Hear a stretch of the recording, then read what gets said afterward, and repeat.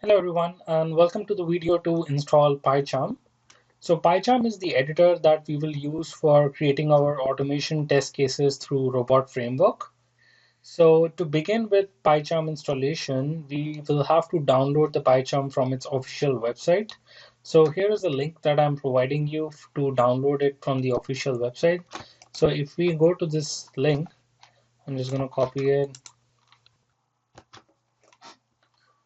So Pycharm download page is open now.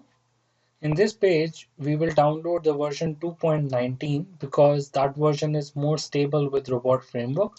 So I'm going to scroll down. If you can see here, version 2.19, 2019.3.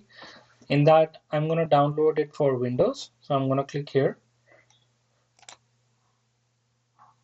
So once you click here, it's going to ask you where do you have to save it. So you can save it according to your location in your system. I'm not going to start downloading it again because I already have it installed in my system.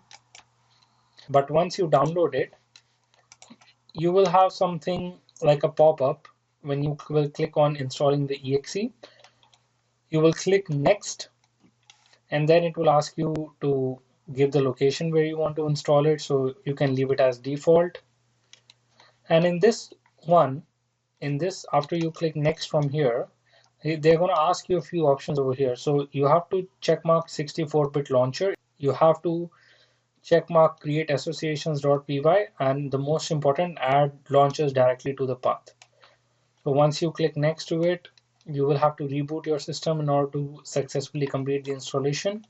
And after that, Pycharm will be successfully installed, and you can see Pycharm over here. And hence Pycharm is successfully installed in your system. Thank you for watching this video. In the next video, I will show you how to configure Robot Framework in Pycharm. Thank you for watching this video.